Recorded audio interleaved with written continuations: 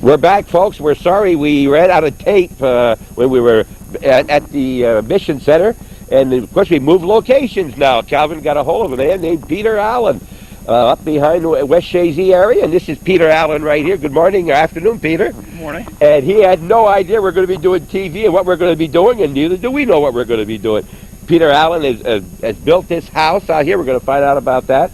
And our main reason was to find out how he gets his power. He does not use generated electricity that he buys. He makes his own, which is of interest, of course, to Father Macasa, because you have no electricity where you are. No, we have no electricity in my area. None. 15 miles from the nearest electricity, so he don't even have a bulb to read. He has lanterns and lamps and so forth, and maybe we can find out something and give him a few ideas. First of all, Peter, thank you for agreeing to talk with us. And where are you from originally? I'm from Plattsburgh. Raised in Plattsburgh? Yep. In an all-electric home? That's right. And you got tired of people telling you to shut off the lights. Well, we built this right after the oil embargo, where everybody was thinking about energy conservation and that kind of thing. And so we built, my father-in-law was designing these geodesic buildings in his backyard and cutting them up right in Plattsburgh. And they're very energy efficient, and so everybody was kind of experimenting with this kind of thing back in, and we kind of fell right into it. The geodesic domes have two frameworks, one inside the other, so they're sort of a super insulated building. Can I ask you who your father-in-law is? George Barber. Okay, George Barber. That's out of... he lives right in Plattsburgh. Right in Plattsburgh. And has he ever lived in one of his own homes? No, he has a couple of shops in his yard that he uses as well, a barn and a shop. One where he cuts up all the frameworks and puts them up. So what do you do for a living, Peter? I'm a landlord in town. I have apartment buildings. Oh, you're an absentee landlord. You're out there selling those homes. Well, that's great. So you do a lot of carpentry work. That's right. And you were doing that before you started building here? No, I kind of got into that after I got out here. So you built these yourself right here? Yep. Or was it a prepared package that he had? Well, it was George and I built it pretty much by ourselves. Whatever we see, was it all here when you started? Or did you add a part first and then add to it later? No, we built the whole thing right up front. So there's three separate units here? Or two? There's just two geodesic One there, frameworks, all right. and there's kind of a kitchen wing you'll see as we go to the other side. All right, so you own how many acres? Oh, about 200 here. 200? Well, you've got a lot of expansion, huh? You have children? No. No children, all right. So the land we can see here is yours. You raise some of your own crops? We try to, yep. Do you can? Does your wife can? Yeah, she does? Is that, yeah. Yeah, that's hard. People used to do that, you know. Today they have a garden, and they give stuff away because they can't eat it all, and very few people can anymore. All right, we're here mainly, like I say, to talk about the generators and power and so forth, but we're going to take advantage of Peter's knowledge. And what made you think you wanted to live without electricity coming to you? See, Calvin thought you make electricity by pushing up a switch, and then you turn a bulb. That's the way he thought it was made. Well, I guess it kind of flowed out of the rest of this thing of trying to see how we could get along without being so dependent on foreign oil, and the electricity thing just kind of came from that. We also built. We liked the land. We kind of fell into the land, and it was a quarter mile off the road, and the expense of bringing the power in certainly helped us to think along those lines. Now, as we were driving up, we were talking that it's also a quarter of a mile off the road in the winter. Yeah. What do you do for snow? You have a snowplow of your own? I have a tractor. A tractor. So you've got to start a half an hour or more early to get it cleaned out. Yeah, it takes me a couple hours. A couple hours to do it. Are there some days you don't have to leave if you don't want to? Yeah. Well, good. I have kind of a flexible schedule. That's very good. Well, we assume that because here you're talking to us on a Tuesday afternoon, Peter. Right. All right. So you bought the land, and there was absolutely trees right where we are too. Oh yeah, that's right. Okay. Yeah, sure. I guess it's a very simple question, but how do you decide you want your house here rather than out there in the clearing, where you would get more sunshine in the winter? Well, is there a reason? Well, Gee, I don't know. You do? All right. Well, listen, that's the perfect we answer. Like the spot. You said, who thought you were going to ask a question like that? Well, that's where I'd put mine because I like to shade. You know, Yeah. I do like to shade. And so, you burn wood in the winter? That's right. So you're not generating other than by a. He don't need it. You don't need it. Come on over here, Father. You don't have to worry about burning wood, do you? As No, far as heat. No, we don't No, do that. it's We don't heat do that. year round. We just use firewood for cooking food Yes. and the rest. We were talking this Yes. morning about hot water. You got to do it over as a fire. You know, Yes. the only way you can get hot water Mm. is No indoor plumbing. No. nothing. No. So some of these things, if he could generate some power, you could have some of it. You know, Sure. heat the water a little bit so that if you're washing up, instead of bringing it out in the pot, whatever. And it's hard for us to understand, you know, the type of living he has. He's been over here 3 or 4 times, haven't you? Yes, yeah. So he's gotten used to this, but on the other hand, he's living this every day. You told us before, in a place where there was electricity. Yes. But they gave you a new parish. Where there is no electricity. Yes. And we they had to formed leave. this new Yes. he's a Catholic priest. And you've been a priest how long? I will be 30 years next year, next December. Yes. in- So you've next got your... December. Huh? Yeah. He's a missionary within his own country where he is. And about 800,000 people in your parish. Yes. It's large. Oh, yeah, he really has it spread out. They aren't his. I mean, they're in his area. He has 35,000 Catholics within that Yes, area, that's right? right, In his yes. parish. And you have 2 people help you, or We 3? have 2 people here. 2. We have 3 priests. And most of those people live without power, I would assume. Yes, yes. They wouldn't know what power is. Most of them do not speak any English whatsoever. And they live, very, very simply. And never know anything else, really. Never know anything. You don't know what you're missing if you never had it, really. So he is trying to improve their health, mainly. He said their morals, trying to get, there's a lot of AIDS in your country. And he's trying to improve the well-being of the people, You're out here and you're as happy as a kid. And wouldn't it be nice if everybody did that? He's from a family of 19, Peter.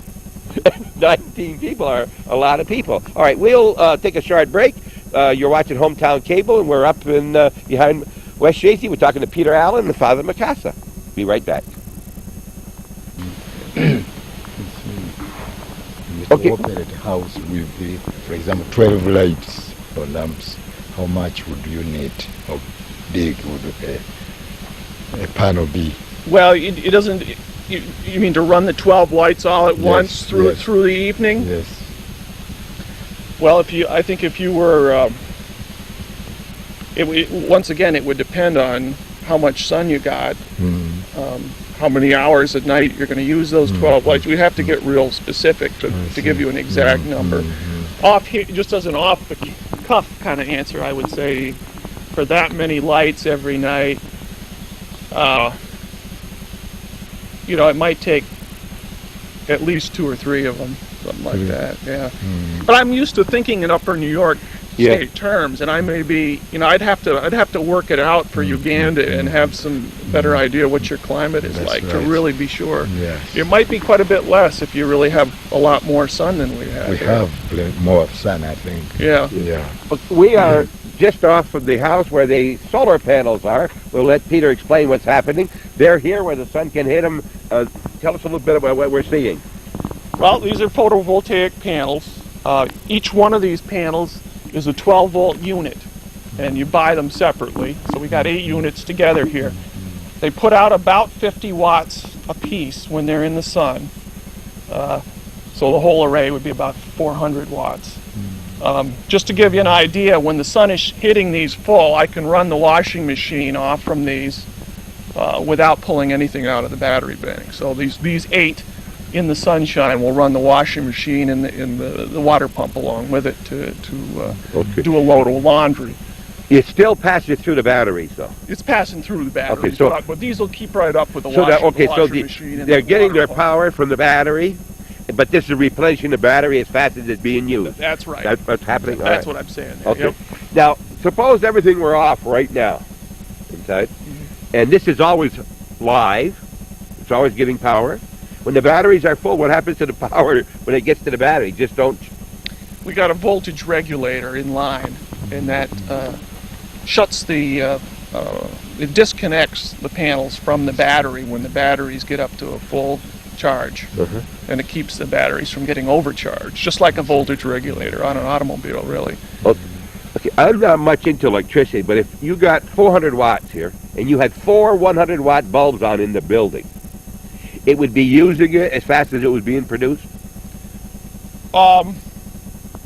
Something like that's the gist of it. In reality, I say this is putting out 400 watts, but there's some energy losses in the betwixt and between, in the usable wattage coming out of these that you can actually store at 12-volt batteries. Might be something more like 300 watts or something like that. Now, how many batteries do you have for storage? I have 4 350 amp hour batteries, and that's how you measure power in batteries, is in amp hours. And that's just to say that that if you were running a light that drew 1 amp, those could power it for 350 hours. Okay. So that's. Well, I'll let you get into your questions back and forth, but before we do that, if right today we got new batteries being installed, never been used before, all right? You get 4 new batteries come in. The sun is shining today. It's 2 o'clock, 1:30. How long will it take to charge those batteries full if we can have sun just the way it is right now? How many hours? Any idea at all? I'd have to write it down and figure it out. Are we talking a day, a week, or a month, for instance? Or is that a silly question? It's a hard question. No, we're talking a few days. Okay. All right. And there are days here where you don't get sun. Sure. A lot of the days, you know? Yeah. So, but you could store up enough to be using, by being conservative, for the days of sun we have. There are times in November, December particularly, I've seen cloudy spells as much as 3 weeks. All right. You know, after a time like that, we'll probably start a generator and charge the batteries off. All right, there's another way to charge them. We do have a backup where if we get into trouble, we don't necessarily just have to get more and more conservative. Okay. Okay, and as you use it and the sun is out, it's replenishing itself to a certain degree. But as it turns out, we use that backup generator maybe twice a year. I mean, it's not a thing that we're really very dependent on here. Now, you have a lot of sun. You're getting sun every day, nearly? Most of it, almost every Okay, day. so You wouldn't have 3 weeks without sunshine in Uganda, huh? No, we don't. See? So that's what I mean. We'd have to size a system for you. We'd really have to. I think I'd have to go to the. What I'm used to thinking in it probably isn't correct for Uganda. You know, you might be able to get along just fine with a couple of these in your situation. I don't know. 4 of them could work. The nice thing about the photovoltaics is you can try 1 or 2, whatever you can afford. Try it out. And then you'll know how many it really takes, and if in time you could save up a little more money and buy another one. You know, so it's not something where you have to jump in and have it sized perfectly right from the start. You know, you realize that he don't have an option of this or something else. There is no power within 15 miles, so it's either this or a generator. You know, that he needs. But this is better than a generator as far as you're concerned. From our there's a whole group of people up on Murtaugh Hill, including us, that have been experimenting with this kind of power for over 10 years now. And the consensus is that this far superior to depending on a generator for your power. Far more reliable, far more satisfactory in all respects. Even here in Upper New York, where we don't get a lot of sun, or we have periods where there's not a lot of sun, it's still more satisfactory than relying on a generator that doesn't want to start when it gets cold, and wears out, and noisy, and they're expensive to run and maintain. Pretty trouble-free? Absolutely trouble-free. Absolutely. Some of the first ones that were ever made are still running. They don't even know how long these things will last because they don't wear out. So you're making a very long-term investment when you invest in them. If you were buying one today, in contrast to the one 10 years ago, have they improved very much on what they can do? They haven't changed that much. The price has stayed about steady over the past 10, 20 years, and the power output per panel has gone up slightly. So they actually have gotten to be, a little better deal, but there hasn't been a real big price breakthrough as of yet. All right, we're taking another short break. We're at the residence of Peter Allen, and we're talking with he and Father Mikasa about alternate power sources. We'll take a short break and let these men get back now and talk what they want to talk about with each other, now that we know the little we know about what we just heard about panels. Be right back. We started hearing some good stories here off camera. Got to make sure we get those to you people. We forgot to mention, it was talked about what a panel. This is a panel right here, roughly what, 3 by 18 inches? Yeah, 20. 20 by 40 or something. And these are, what would that panel cost? This panel here costs about $300. Uh-huh. All right. And it puts out about 50 watts, as I mentioned earlier. Right. And so you're talking about $2,500, give or take, your $2,400 for the 8 panels. That's right. Then you've got to install them. And is there any big job of installing this? Do you have to be a mechanical engineer or an electrical engineer to install this? No. You don't have to. Not hard. They're all just attached to a piece of aluminum angle Uh-huh. there, and the holes are drilled in the right place. They're bolted on. And Okay. We were talking about how long without sun and so forth, and Father said you got sun nearly every day. Every day. So you were talking about angles, and tell us about why it's this way here. I was mentioning to the father that these are, of course, are at about a 60-degree angle, which is ideal for us because we want to optimize our power output in the wintertime when we need the most power. That's when our nights are long and we need a lot of power for lighting.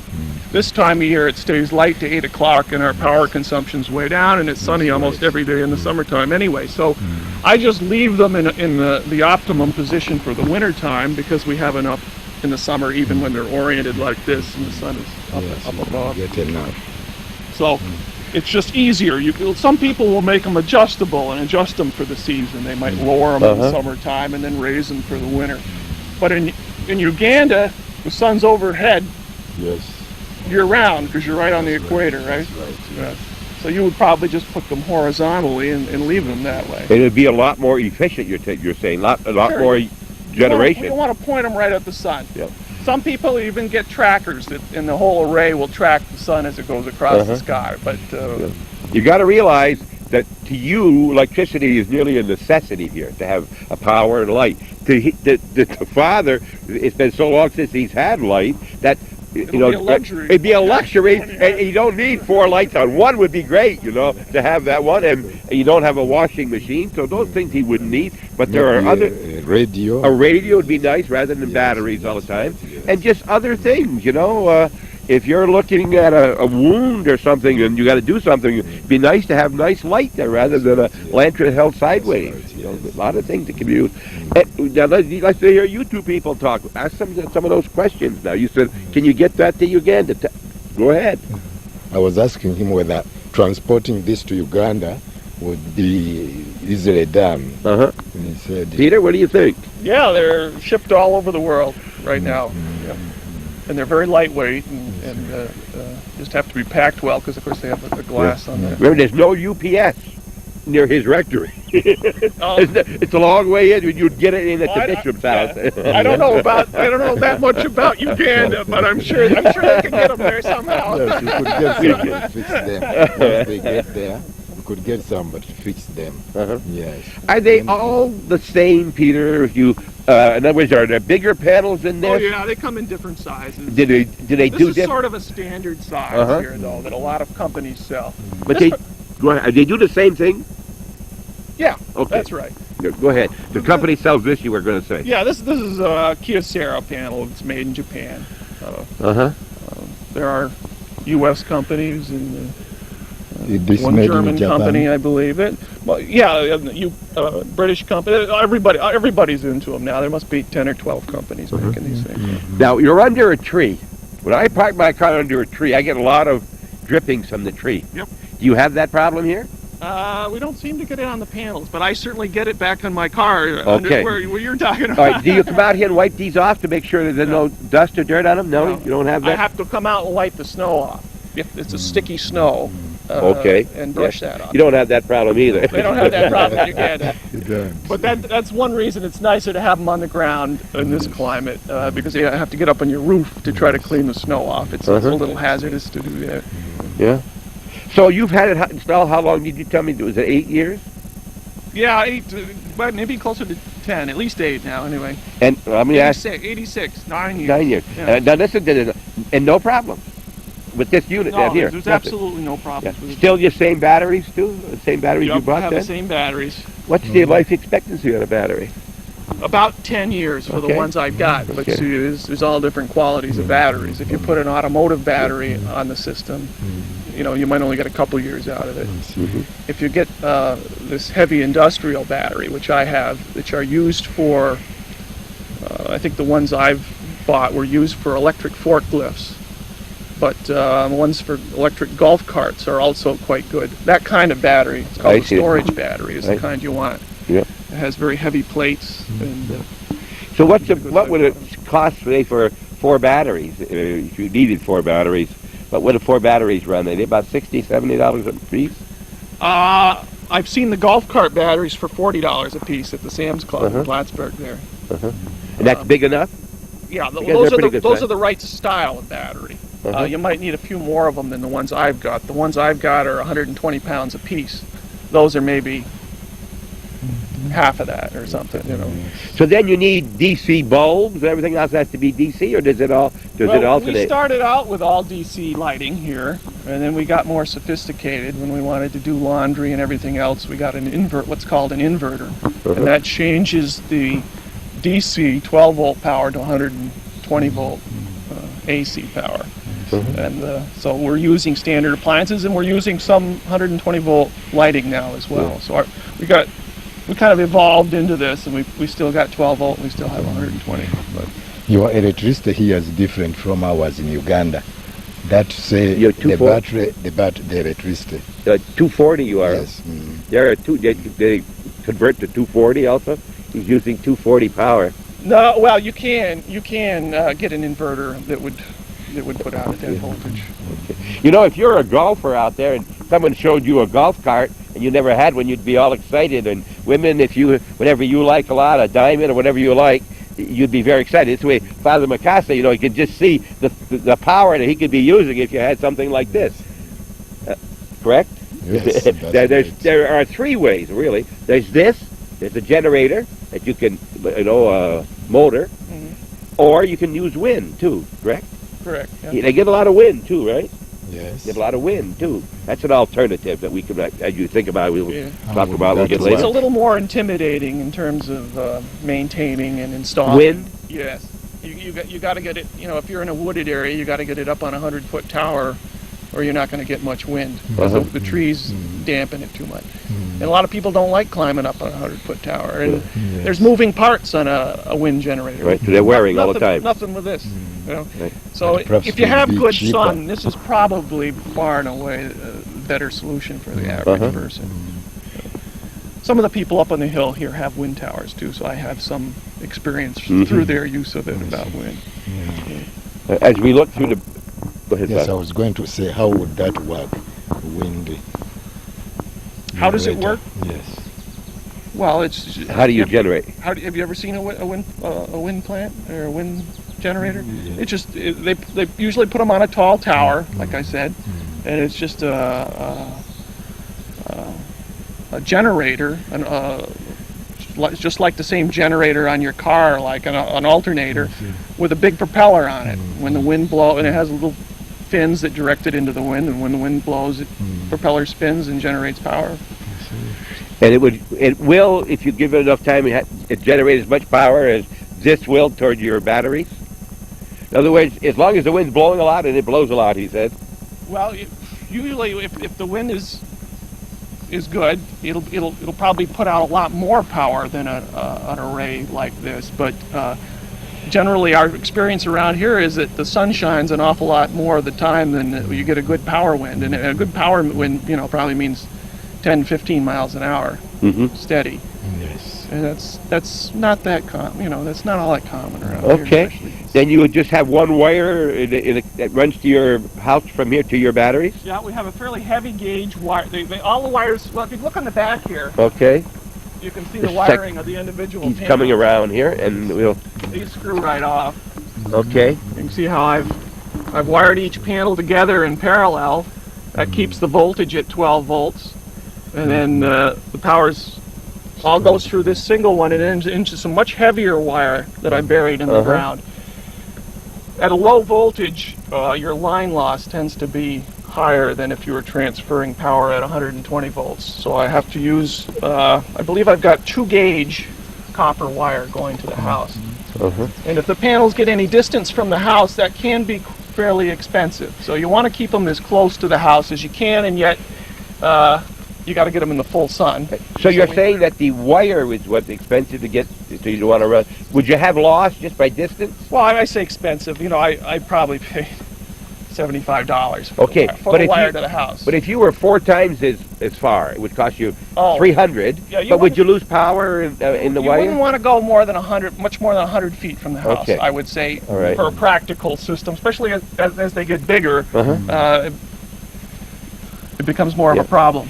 See, it's very simple. You got to remember, a lot of people put these on top of their houses, on their garages, but because he is in where the shade is, taking advantage of the cooling in the summer, so you don't have to generate the cooling.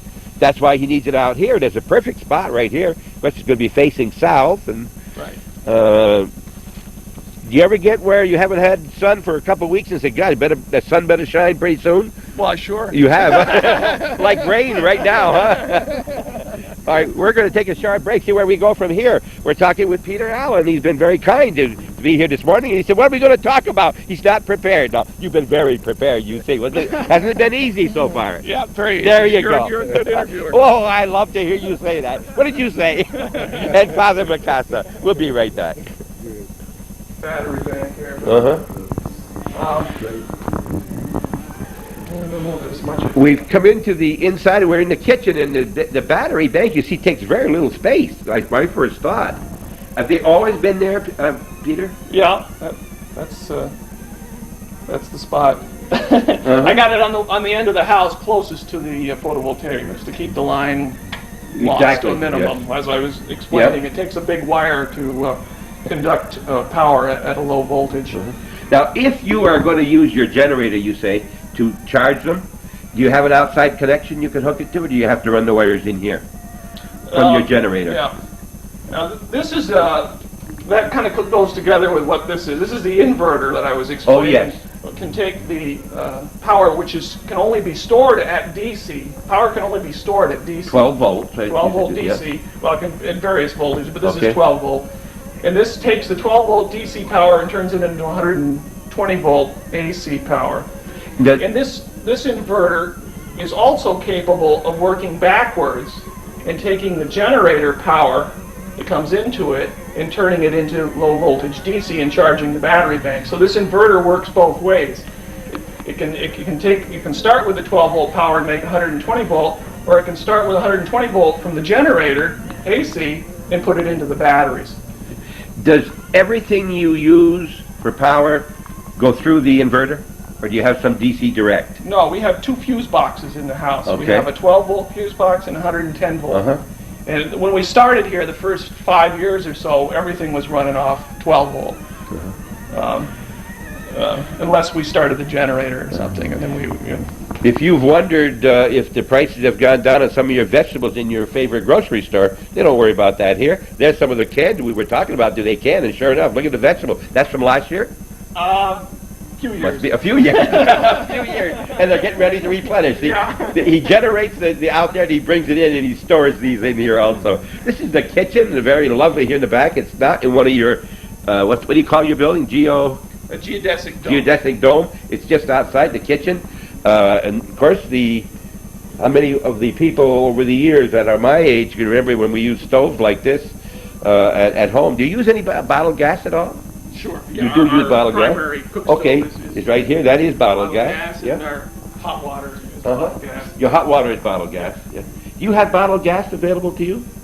Yes. You can get it, but it's expensive? That's Very right, expensive. yes. So you have, that's the second problem you have. Right. The question is, if for some reason, I don't know how they would get it, but the power came into within 500 feet of you here, and you could get it hooked up, would you convert to the regular electricity? No, we're too indoctrinated into this now. Okay. For us, this is what we want to do. Okay. It's not that we couldn't have afforded to bring it here in the first place Okay. anyway. Actually, we probably, over the years, we probably have spent enough money on this to have brought the power in here. But we don't have any electric bills, of course. No, and when their power goes up, yours don't necessarily. We don't miss that. Now, let me ask you, the other thing is that if you were to leave for 2 or 3 days, or 4 days, you've gone to a wedding with your brother and you're going to be gone 4 days, do you have anything you have to change, anything you have to shut off so that nothing like that? No. There's no danger if of too much power coming, nothing like that? No, that, like I explained in there, that there's a voltage Okay. regulator Yep. that automatically shuts the batteries Uh-huh. down when they reach a certain voltage. We have those in the car too, right? Right, same as in Uh-huh. the car. Yep. And then here is just a simple bus fuses that Uh-huh. protects the wiring from here to the fuse box and from here to the photovoltaic panels. So if we want to, we people who don't understand this real well, this is very similar to a car. The headlights on a car are from the battery, That's which is generated by the generator because of the turning of the motor of the car. That's right. Okay. Very similar to a car. Yeah, and you got regulators and you got other controls on that here. Right. When's the last time you saw one of these, folks? When's the last time you saw one of those? You probably don't know what it is, do you? Well, you see, we older people know that this is the way you lift up the griddle to put some wood in the stove. Well, you don't pay for gas either when you're doing that. And the one on the end, of course, is to shake up the wood, make sure you get your coals.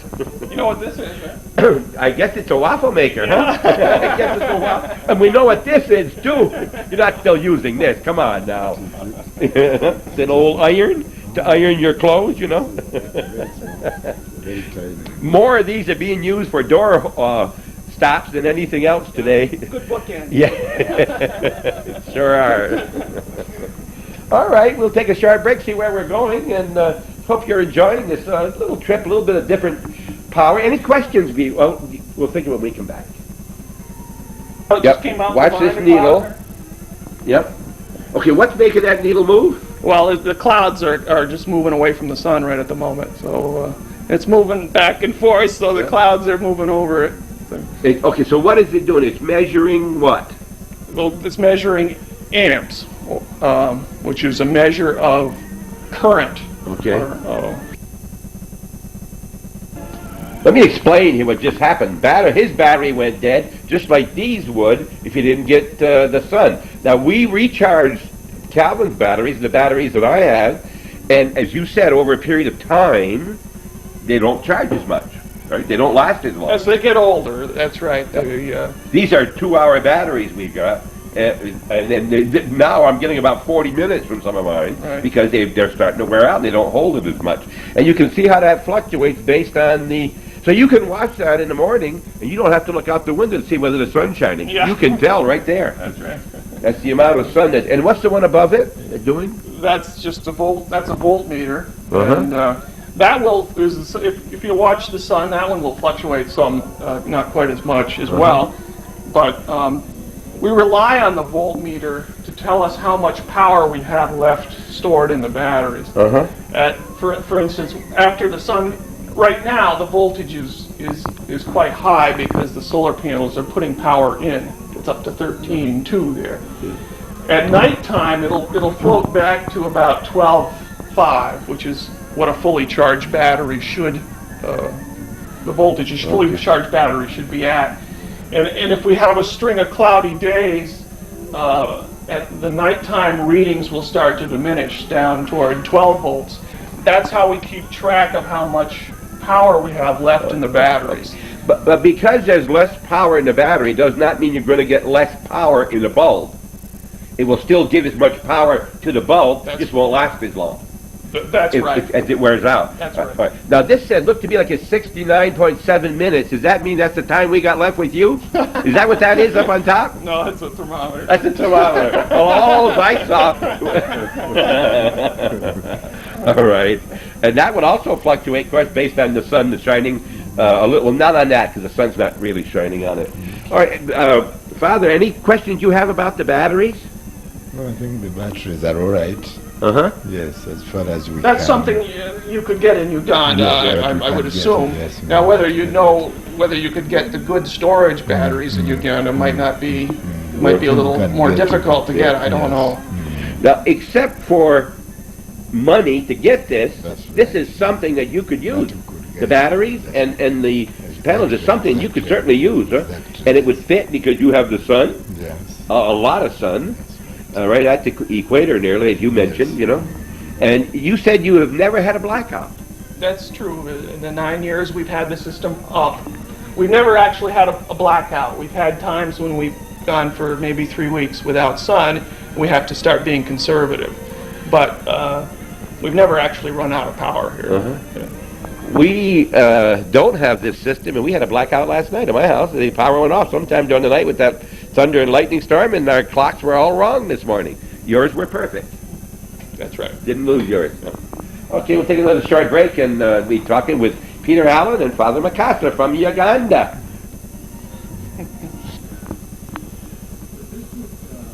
I think we've exhausted all that I have for questions, and we're very indebted to Peter Allen, who had just been, that was yesterday after dinner, they contacted him. This is a real fast trip here, Peter, and we really appreciate. Hope you've been comfortable Very at the conversation. Well, that's the big thing. When we first talked to you, and I was wondering, you're not ready. You don't have to study for our conversation. Father, anything else you want to ask Peter before we leave? Thank you for all this he has put into this work. Okay. Very good.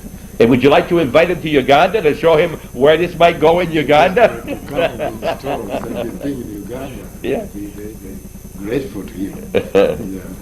We were looking at some lights while we were in here. Father said, yes, he'd like to see the lights. Well, there's a little fluorescent light up here, 30 watts. Then they have a dome light, and there's a light over the kitchen, and there's a screw-in type here. They're all fluorescent, you said. That's right. And because they use less, and they throw more light per watt. You use about 1/4 of the power for the same wattage with fluorescence, and so we use pretty much all fluorescence here. I remember when I was on the farm and we had a cistern, the old cistern. You know what a cistern is? Where you catch the water, and we didn't have a lot of water for bath water. And my mother always said, we take a bath with as little water as possible. Yet it did the job, and you're using, you don't have to have 3 100-watt bulbs in here to do what you're doing, And when you go in the other room, you shut them off. And I don't always do that, but you have to. I don't say you have to, you should, when you're on this kind of a system. And it's not a necessity, but wouldn't it be great for you to have a little bit of electricity? Oh, great. Yes. Place to plug in a radio? Exactly. They have light, a special light, because we need light. Electric shaver, wouldn't it be great? Do you shave, Father? You don't have any beard, hardly. Do you shave? Every day. You do shave every day. Why do you have no stubble at all? Straight, a regular razor, huh? We've enjoyed Father Makasa. We met him 4 years ago, and Peter just an hour and a half ago. And Peter, thanks again, and continued good luck at this very different and lovely home. And it's a lot that you don't have to worry when the power goes off. Let's run here off the. Okay. Well, there's certain things that the system can't handle, and one would be an electric stove or electric hot water heater. Anything that produces heat is going to draw way too much Even power. a toaster, for Yeah, instance. well, you might be able to get away with a toaster if you had a big system, but Okay. Most things that produce a lot of heat anyway, you wouldn't be able to operate on a system like this. We have a conventional washer and dryer and a water pump, a 19-inch color television, stereo. Water pump, you said, Yeah, right? the water pump. I operate power tools in the shop off from that. I got a line going out to the garage. Uh-huh. I would assume that you don't use the dryer any more than you have to. If it's nice day, they're going to be hung outside. That takes a lot of power. It is a gas dryer. Oh, so gas. All right. It doesn't produce the heat Okay. like an electric one would, All and right. that's what I was saying. Yeah, an electric dryer would be out of the question for a system like Okay. this. Do you use this as a backup heat in the winter? In here? We use that mostly for fun. Fun? We use it maybe a half dozen times a year. Your wife uses it? You think it's fun, huh? Or do you cook? I do a lot of the cooking. Okay, well, you can call it fun. Primarily we use this stove here. The thing that we didn't know and you can't tell, and that's the way you heat the building and where your pipes are. Tell us about that. And Yeah, the floors here are all concrete, and there are 2-inch cast iron pipes embedded in the concrete. There's insulation, foam insulation under the floor, so the heat doesn't just go to the center of the earth. And we got a wood-fired boiler in the other room that's below floor level, and it all circulates on a thermal siphon principle. Hot water rises and cold water sinks into the... And it gives a very even heating to the building when you heat from the floor, and you have a large reservoir of heat in the floor. You get a very even heating. You don't get it all going up to ceiling level like you would with a regular wood stove. You get a little radiant heat right from the floor. so if it's getting cool, you turn your thermostat up, but then it will start the furnace again. Remember, his furnace, that's the thing. How long is your furnace on the day, you say, in the winter? I'll operate the furnace about 3 hours a day, and that'll be enough to heat the building. For all day? For 24 hours? 24 hours, yeah. That is in large part due to the super insulation of the building. Okay, that takes care of us here. We're just outside of West Shazy, and very unexpected. 24 hours ago, we barely knew we were going to do this today, and hope you've learned something here, Father, and we can work on from there, and I'll get you some books. There are books available, and you can do some reading, and I've got a few things at home. Thank you for watching Hometown Cable. We're always ready for your comments. If you got any ideas and suggestions, mention them to Calvin or I or Sammy if you see him. And to all of you, we close in saying thank you for watching. We'll see you next Sunday on What's Going On Here. I'm Bob Venn. Calvin Castine has the camera, and all of you people out there know who you are. Calvin would like to know who you are. Why don't you send a check for $12 or more to Hometown Cable, become a patron of Hometown Cable, and keep this kind of thing coming to you, as well as all the other events that the Castines bring to you over the course of a year. Over 900 different events. We'll see you next Sunday.